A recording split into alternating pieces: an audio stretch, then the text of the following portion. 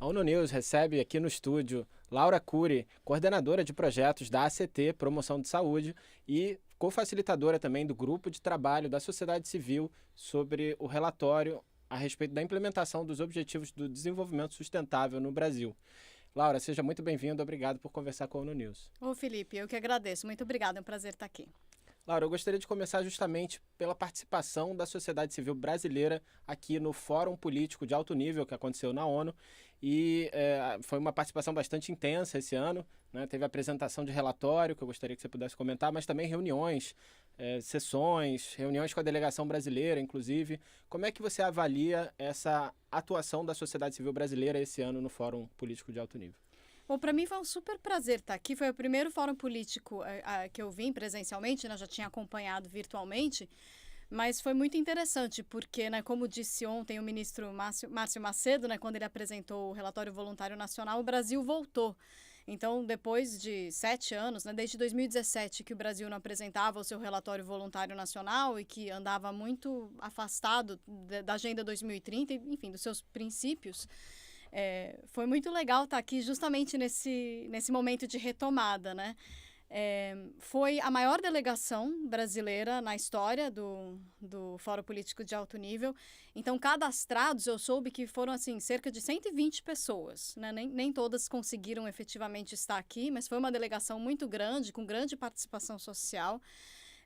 E o próprio relatório e a própria fala, né, do ministro mostraram isso, né, reconhecendo o papel fundamental da sociedade civil durante, né, esse período, enfim, mais difícil, né, dos últimos anos, como, assim, um bastião, né, a sociedade civil que manteve viva a Agenda 2030, que manteve vivo o monitoramento do estado de implementação e que buscou, né, formas inovadoras para implementar políticas. Então, acho que foi muito legal. A gente teve reuniões, como você falou, com a delegação, a gente esteve com o ministro Márcio Macedo, mas também com o Wellington Dias, aqui na missão, conversamos com outras pessoas, outros colegas da missão aqui, estivemos em eventos paralelos, então acho que foi uma participação bem interessante, a delegação esteve bem ativa nesse período. E quais são os pontos que a sociedade civil está cobrando com mais insistência, digamos assim, e que o governo ainda precisa melhorar na implementação dos ODS?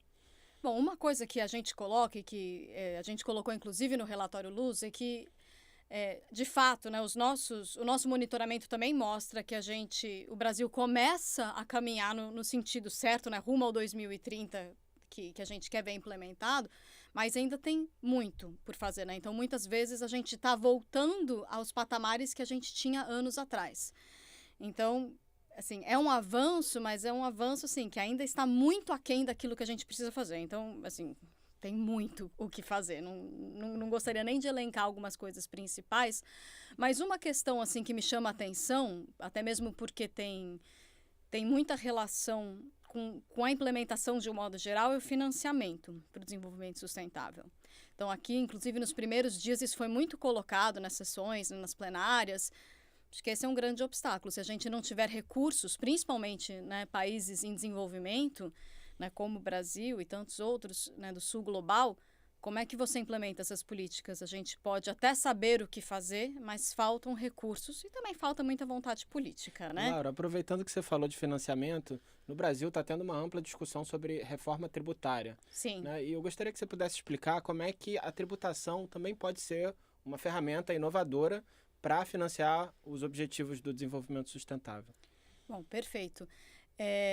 Isso é colocado, inclusive, existe os fóruns de financiamento para o desenvolvimento sustentável e teve a agenda de ação de Addis Abeba, que colocou, né, mecanismos inovadores para o financiamento. E um deles foi justamente a tributação. Então, a agenda, ela fala mais especificamente em tabaco, mas, assim, são produtos nocivos à saúde e ao meio ambiente de um modo geral, né? A gente pode ampliar essa ideia para pensar em... Por um lado, se você aumenta a tributação de um produto nocivo, né, que causa externalidades negativas, como gostam de falar os economistas, você reduz o consumo e, portanto, você protege a população. Então, você gera menos gastos, por exemplo, de saúde lá na frente. Então, já tem aí uma ação preventiva. Por outro lado, o recurso que é arrecadado, né, que vem do tributo, ele pode ser extremamente interessante para esses países e pode ser vinculado algum programa. Então, por exemplo, a saúde, né? Então, no Brasil, a gente tem o Sistema Único de Saúde, o SUS, que é fundamental durante a pandemia da Covid-19, mais do que nunca, né, mostrou o seu valor, principalmente para a população de um modo geral, mas a gente sabe que, infelizmente, ainda é muito subfinanciado, né? Existem pessoas que falam que ele é desfinanciado, principalmente com o teto de gastos, né, que esteve em vigor no Brasil nos últimos tempos. Então, você ter uma arrecadação fiscal que você pode reverter para a saúde ou para o desenvolvimento sustentável de uma maneira mais ampla é extremamente interessante. Eu acho que é realmente um mecanismo inovador de promoção de desenvolvimento e também de um mecanismo de você conseguir implementar, né? Você ter recursos para isso. Então, eu acho super interessante. O Brasil está aí na vanguarda. Interessante, Laura. E também a sociedade civil brasileira, né, tem uma proposta da ACT, Promoção da Saúde, e também outras organizações, gostaria que você pudesse explicar para a nossa audiência, uma tributação que seria saudável, solidária e sustentável. Como é que funcionaria isso na prática? Como é que é essa proposta? A gente vem falando, né, a gente vem articulando junto com outras organizações da sociedade civil, né? Então, você falou, é uma reforma tributária 3S, saudável, solidária e sustentável. A gente trabalha mais especificamente com o saudável, mas entendendo, é claro, que está tudo junto, né? Como propõe a própria Agenda 2030. Não dá para a gente querer pensar de uma maneira muito isolada. Mas são cerca de 60 organizações da sociedade civil brasileira que se uniram para fazer essa coalizão de reforma tributária 3S. Então, a gente tem incidido, né, no Brasil por um lado, né, eu vou te falar mais especificamente da pauta que eu acompanho. São os impostos seletivos majorados para produtos nocivos à saúde e ao meio ambiente. Então, a gente propõe que tabaco, bebidas alcoólicas, ultraprocessados, agrotóxicos, mas também combustíveis fósseis, armas, enfim, possam ter uma tributação maior para desincentivar consumo e também arrecadar o recurso. E isso acaba também sendo solidário, e eu posso falar depois, se for o caso, um pouquinho mais do S de solidário, mas porque geralmente quem mais sofre as consequências adversas do consumo desses produtos nocivos são as populações mais vulneráveis. Então, a gente está falando de mulheres, de pessoas negras, indígenas, né, de baixa escolaridade e renda. Então, ainda que possa parecer que é um sistema tributário regressivo, de fato é regressivo, o efeito dessa tributação ela é progressiva, porque ela ajuda a proteger principalmente a população mais vulnerável. E com relação ao S do solidário também, né, além dessa dimensão, a gente vai ter uma reforma tributária sobre renda no ano que vem. Isso está previsto no contexto do Brasil. E eu acho interessante que o Brasil também está presidindo o G20 esse ano, né? E uma das propostas do Brasil é que a gente possa tributar os super ricos, né, os bilionários. São pouquíssimos, né, bilionários no mundo, que concentram uma parte muito significativa da renda global, né, do PIB global. Então, se você tributar essas grandes fortunas em 2%, você também já está ajudando a fazer uma distribuição muito necessária. E uma dúvida, Laura, em relação ao que você falou, a proteção das populações mais pobres, né? A gente sabe que hoje boa parte do consumo alimentar não é o consumo saudável, né? Isso. Inclusive o consumo de ultraprocessados e tudo. Mas como garantir também nessa reforma que essas pessoas que já têm uma dificuldade financeira não vão sofrer com essa taxação, né? Ótimo, eu gostei da sua pergunta porque eu já estava esquecendo de trazer essa dimensão. Então, por um lado, o sistema tributário ele permite duas coisas. Desincentivar aquilo que faz mal, que foi o que eu já falei.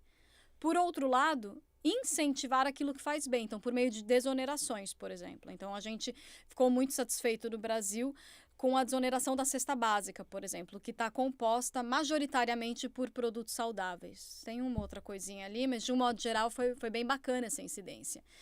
Então, se você, por um lado, tributa, né, cobra mais daquilo que faz mal, e por outro você diminui o preço e, portanto, aumenta o acesso a produtos que fazem bem, né, por exemplo, alimentos in natura e minimamente processados, mas também energia limpa, enfim, você consegue incentivar aquilo que faz bem, ou seja, você consegue reorientar um pouco essas relações de produção e de consumo, né, para falar um pouco do ODS 12. Então... Claro. E, Laura, eu gostaria que você pudesse comentar também um assunto em particular, que é o consumo de álcool. porque, enfim, em muitos países, não só no Brasil, né, essa é uma questão que está ligada não só a problemas de saúde, mas também a questões ligadas à violência de gênero, Uhum. né? A gente vê muitos casos ligando alcoolismo e violência. Então, como é que essa proposta atuaria nesse setor, né? Você incluiu aí agrotóxicos, mas você também falou de bebidas alcoólicas. Como é que funcionaria nessa área específica? Bom, a gente ficou muito satisfeito de ver a bebida alcoólica incluída aí no rol dos produtos que vão ser tributados, né? Que estão o imposto seletivo majorado. Então, isso para a gente já é uma vitória. Né, como você falou, a bebida alcoólica, ela prejudica a saúde de quem consome e, por mais que seja difícil ouvir, às vezes a gente é uma sociedade que normaliza muito o consumo de álcool, o Brasil inclusive, né? Mas o fato é que é claro que quanto mais você bebe, mais risco você corre. Mas sempre tem algum nível de risco embutido. Então, o que a OMS vem falando já há algum tempo é que não existe um consumo absolutamente seguro de álcool. Então, acho que esse é uma primeira alerta assim, para a população. E de maneira alguma, eu ou nós estejamos dizendo... Você não, assim, você faz o que você quiser, você está livre para fazer a sua escolha. Porém, esteja ciente, né? Tenha as informações baseadas em evidências científicas e livres de conflito de interesse, que é o caso. E eu acho que o nosso grande pleito agora, ele vem para que a gente tenha alíquotas que sejam altas o suficientes para diminuir o consumo. E claro, um teor alcoólico mais alto é importante, mas a gente também precisa pensar num teor alcoólico mais baixo. O Brasil é um grande consumidor de cerveja, né? 90% do nosso consumo enquanto país é de cerveja. Por mais que a gente tenha cachaça, etc., a gente é um país que bebe cerveja. Então, a cerveja ela tem que estar devidamente contemplada também, né, para além da cachaça, que tem um teor alcoólico mais alto, para que a gente consiga proteger a população e ver os resultados esperados. Então, acho que esse agora é o grande desafio, garantir alíquotas altas o suficiente para conseguir reduzir consumo, proteger a população e promover o desenvolvimento sustentável em última instância.